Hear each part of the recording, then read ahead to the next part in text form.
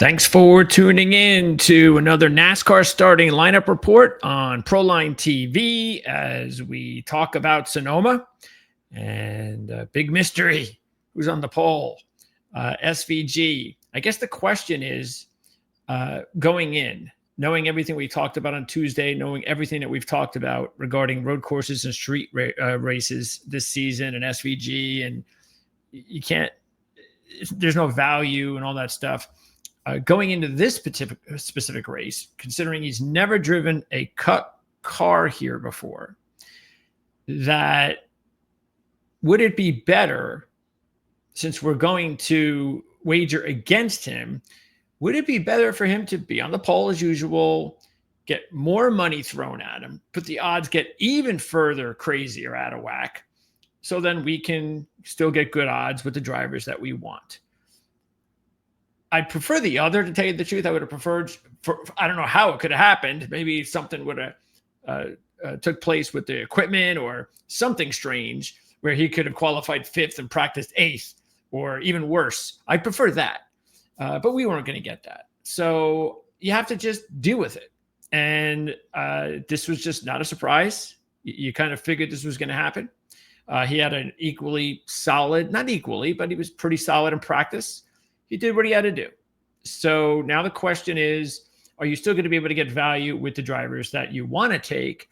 And we're going to talk about here, because what else should I talk about? I mean, I'm not going to pound my head about Shane Van Gisbergen anymore, that we've already talked about.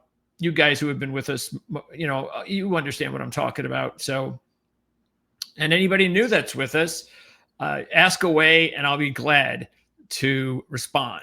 But the fact is, taking a look at the top 10, that we do have several drivers that we are going to dive in with, and that we have already done. Of course, the top being Ty Gibbs, and seeing Ty Gibbs in sixth to start off with, and then throw in the fact that he is second in practice, works out fine. Absolutely fine. Taking a look at the three previous next gen starting positions and practice positions, as we mentioned the other day, and we always do in depth on our Tuesday show. It's a Tuesday live show every week. That all three, of course, started eighth or better, and two out of the three had the top five fastest car in practice. Just one was 14th. That was Kyle Larson last year. But the thing that we did notice was that even though Toyota, Chevy, these are the two top manufacturers here, okay? Ford hasn't won here in 6 tries. But remember, last year, even though, once again, it didn't look like Ford was going to mount to anything. Well, actually, I shouldn't say that. Going into the week, that's how the situation felt. But then they had the fastest in qualifying, the fastest in practice, and then they finished second and third when the race ended. Well, we don't have that sign here, though, because Ford does not have a driver in the top 6 in either session. So we're still back to Toyota versus Chevy. Now, what I did notice was that basically what you want to look for are several factors here. Okay, one, you want to take a look at, and I think this is worth going all in on the trends, because the trends are really, really big here. And if you lose on the trends this week, I think it's one of those weeks you just go, whatever. Okay. But the trends are so hard here. Well, let me not move practice. Let me move qualifying. Okay. So this is the line we're going to draw. Okay. Any driver outside the top 14 right here, if you are outside the top 14, I'm not taking him. He's off the board. And that is because of the fact that there have only been 2 winners that have started outside the top 14 ever at Sonoma, and that's 35 starts. Okay, so 33 of 35 inside the top 14. Okay, that's a pretty big trend that I'm willing to ride with. The last 6 started in the top 8, and I am actually willing to go that route as well. Okay, not to say that Bowman, Bell, Larson, Elliott, and Buescher aren't potentially good plays, because they are. But that's just the way that I'm going to roll, because I have to try to put bigger money on a select number. I can't be putting a lot of money on a lot of drivers because Shane Van Gisbergen can go out there and dominate. And why did I throw all that money away for? So I have to just be smart with my money this week and just go in on a select few in the top 8. Okay. But speaking of the drivers outside the top 8, between 9 and 14, let's just go with there as potentials. Out of those, the ones that would interest me the most, to tell you the truth, they really don't, and that's why I'm good about it. That's why I'm pretty happy about it. And I say that because Bowman unfortunately did not do that well in practice, and he's never led a lap here. So I think another top 10 for Bowman here would just be fine, and that's probably what you're going to get because Bowman's got a 6.5 average in his last 4 races on the season, and I think that's where he's going. Let's just keep that momentum happening. Christopher Bell's never led a lap here as well, and he starts 10th. He had 2 top 10 sessions. We know he's good on road courses, but also keep in mind he's never led a lap here, and he's also going through kind of a rut right now, not really dialing on all cylinders. So I'm willing to go, well, the only thing I like about Bowman and Bell, and really some of these other drivers, even Zane Smith, Chase Elliott, and Buescher, are their odds. So if you want to go that way, great. But the reason I'm willing to knock Kyle out is because of the odds, because he's still going to be 5 or 6 to 1 because of this day he had today. 11th in qualifying, 5th in practice. Those odds aren't going away. It's Kyle Larson. And we talked about why Larson has 5 goals here and an average position of 3.8. So that there is a big, it should a caution right now. He's got a 3.8 average start here, and yet he's starting now 11th. Throw in the fact that his average finish is 13th. So that's the exact opposite of what you're looking for. He starts strong, does not finish all that well compared to where he starts. So if he's starting 11th, that means he might finish 15th or 20th. I don't think that's going to happen, but I think it's a good warning that, yeah, if I was really considering Larson, I think I would have still wanted him up front somewhere, because keep in mind, this is the defending champ of the race. He led 19 laps last year, and he'd have to win back-to-back, which we know is hard for any driver to do. And really most important is that Kyle Larson has a 17.5 average in his last 7 races this year. So he is going through some tough times, and I don't see that the history of the track here, and he's defending champ, and all of that says, any odds says no, not a good week for me to take Kyle Larson, especially based on the odds. Okay. I think Zane Smith is probably as if you're thinking of, hey, if something weird happened, like a driver like stole the race based on, I don't know, some sort of great or lucky strategy, then Zane Smith is not a bad idea. But again, Zane, because he's 200 to 1, Zane, Hocevar, we've talked about those drivers before. Hey, I think you should take these guys every week to start the week when you're getting 40 to 1 or higher, because you do that, you put $1 on them or $2 on them every week. And at some point, I'm telling you, chances are one might win. I don't know whether it's Zane, Hocevar, or maybe another driver or 2 in there. All right. Elliott. The thing that we don't like about Elliott is because he's starting 13th, and he usually starts up front here. So that's not a good position. He also did not practice very well here. So for a driver that's normally in the top 5 or top 10 to start, he's starting a little bit further back. So those are not great signs. By the way, I will show you some, the rest of the chart here. This is the pole positions. Of course, this is qualifying. That he's still a good option at 14 to 1. And I will say that of all of those drivers that I'm not going to go with between 9 and 14, he's the best one for me. So I would go with Kyle Larson as my top choice in that group. Buescher, we liked Buescher the other day too.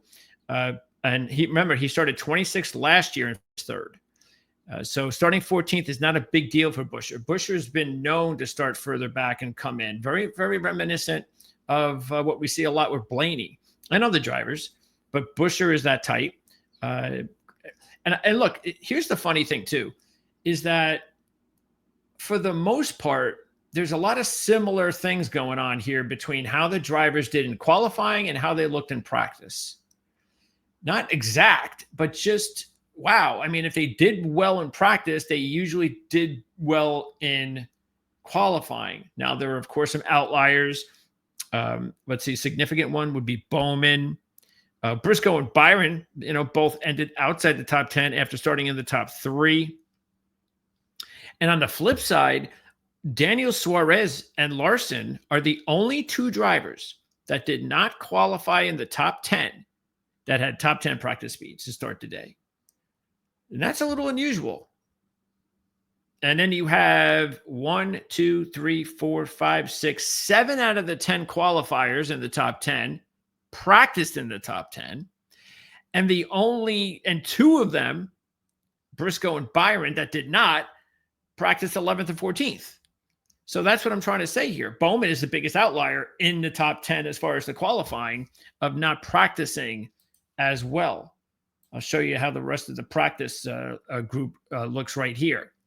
So it's not a lot. It's not like you're going, wow, look at the difference here between qualifying and practice. And we've got a lot of interesting ways that we have to try to figure out what to do here. No, it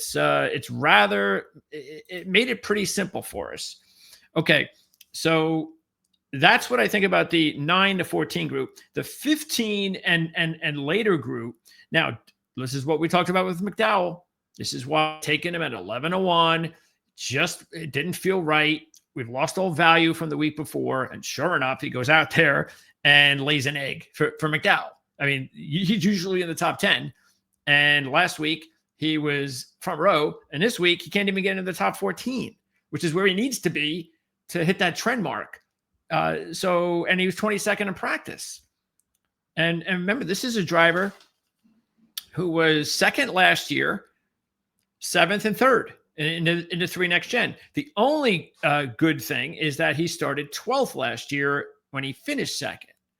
All right. But unless the odds for McDowell go right back where they were to start last week to 20th or 25, then forget it. I'm not putting any money now. I'm not putting 11-1 or anything close to that after this performance today, because McDowell usually does well on Saturdays. So I can't do it.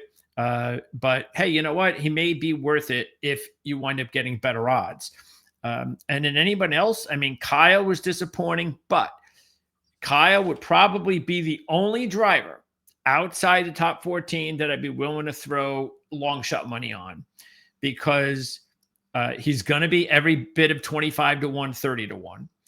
And the reason is in his 2 RCR starts here, he made a 17 and 10 spot improvement in both races. So he has improved a total of 27 positions in the 2 races combined here, meaning he's not used to starting up front here. He starts a little bit further back and he makes the move up front. So he's an unusual spot for him. Because of that, I think he is, and he's a Chevy. So because of that, I think and you're getting good odds that he would be the one that I would look at. All right. Then as far as the top 8. Okay. So how are we going to break these guys down? Well, let's start with the ones that we are least interested in. Briscoe and Byron, even though they're starting 2nd and 3rd. Part of it is neither one of them backed it up with the practice speed. So that's one thing. 2, Byron is not going well right now. His 28.2 average in the last 5 races combined is as bad as you're going to get out of William Byron. Also, he's got 1 top 10 in 6 races here. So he's never done well here. Your odds are not going to be that great. He was 12-1. I don't think they're going to drop too much, but you never know. You're definitely not getting anything better than that. And then Briscoe has just been a qualifying machine lately, the last couple of months. So this is nothing new, especially since he qualified 14th. It's just another indication that, he's just a good qualifier lately.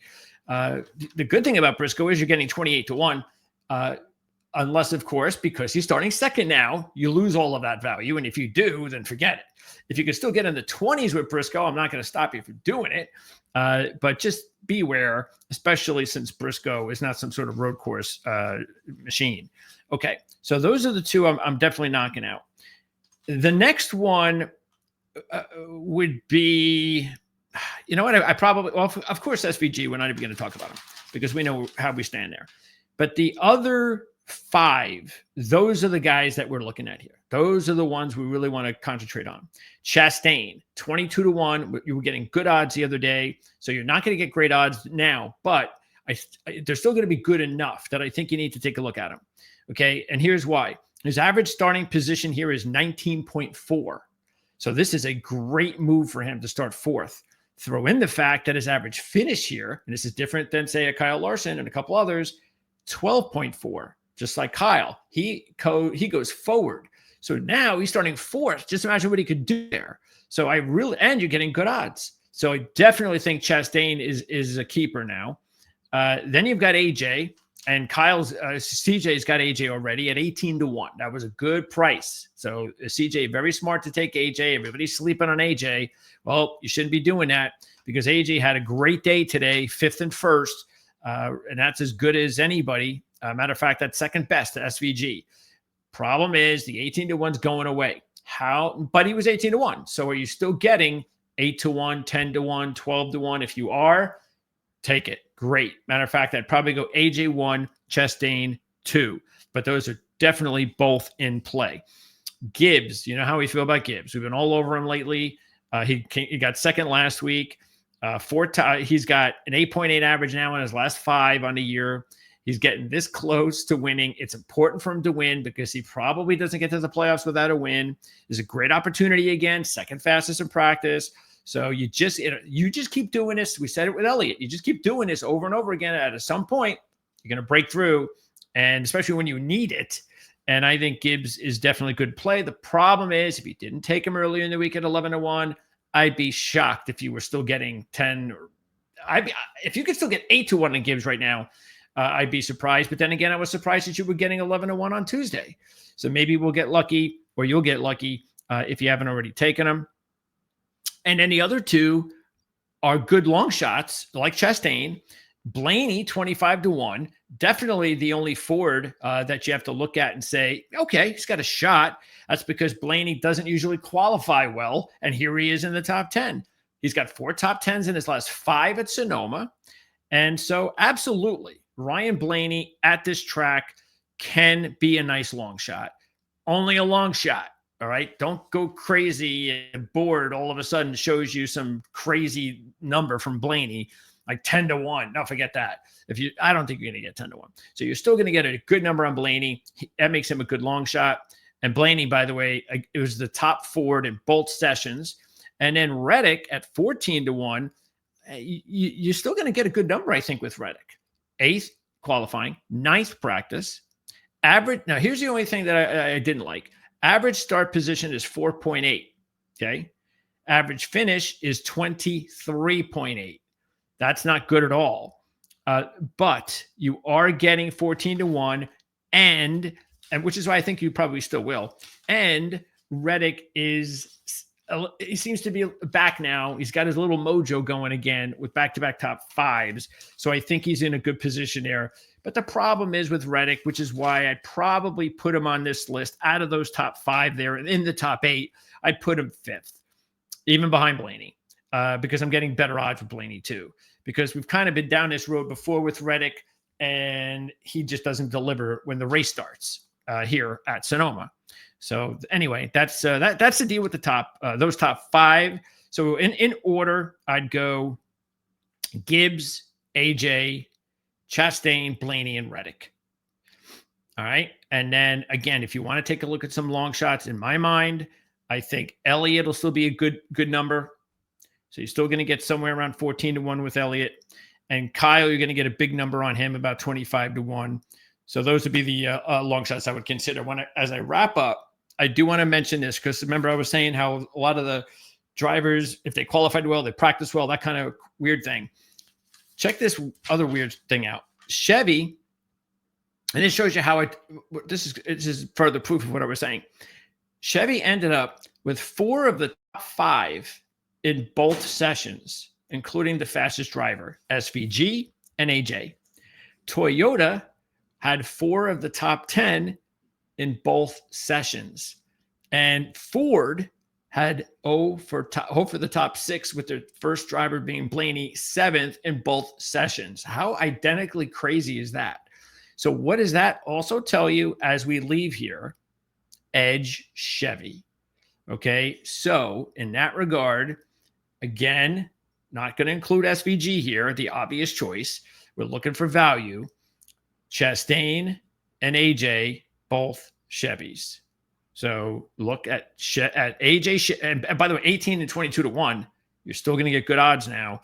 So AJ and Chastain, and I had them in the top 3 anyhow, within that 5 group. So yeah, Gibbs, AJ, Chastain. Those would be the top 3 in my mind to go with if you want to try to see if you can get out of this SVG deal. And all I'll say is, as we wrap up here, if SVG wins this race, NASCAR's in trouble, because this is not what they want. I can't imagine it is what they want. We're going to talk on Tuesday about a really good video that Eric Estep talked about, Brett Keselowski and some others this week, about too many road courses. And so it's a very nice video. I think he did a great job explaining the differences between road courses, say, or the idea of road courses like 15, 20 years ago to today, and whether or not, again, because you can say what you want about how many road courses and that, but if you're going to have a driver, sort of like that's going to F1 you, be our version of Max Verstappen, that goes out there and just, he wins everything, wins every road course race. Well, why are we watching this then? This isn't any good. Nobody wants to see this, and they could do something about it every year when they schedule. So I don't think it's going to continue, because again, there's so much luck involved in NASCAR. Sooner or later, SVG will encounter some bad luck. It always happens. It doesn't matter how good he is. We all know he's the best on the road courses. Sooner or later, bad luck will come in, or good luck from other drivers. And remember what we also talked about on Tuesday. If any of these drivers we just talked about, because the drivers I just mentioned, Chastain, AJ, and especially Gibbs, those 3, don't overthink it. Don't go out there on Sunday and try to think that you have to do something out of whack in order to beat SVG, especially if early in the race, in the first stage, you're hanging with them. You're either right behind them or you're actually leading after the first stage. Don't do anything crazy. No. Just play it out. Play it out. See if you can beat him man to man, because it's the worst thing you can do. And I think it hurt both Gibbs in Mexico and McDowell last week. They just decided we have to try something different instead of just going out there and beating them when it looked like they both had just as fast as cars as SVG did. And hey, that's great for SVG, because it's obvious that he's got everybody all thinking crazy, which is what you want. But it's not what we want, unless you're an SVG fan, or of course you got big money on him this week. So that'll be it. We'll be back to talk about Dover on Tuesday. Join us live on the show. Please subscribe if you haven't subscribed before, because I know we get a lot of viewers here for these particular videos. We don't have the same number of subscribers to the amount of people who watch the videos. So subscribing is really important, because it helps us. And that's the best way of giving back to the channel. And this way we can keep doing this every week, all season long.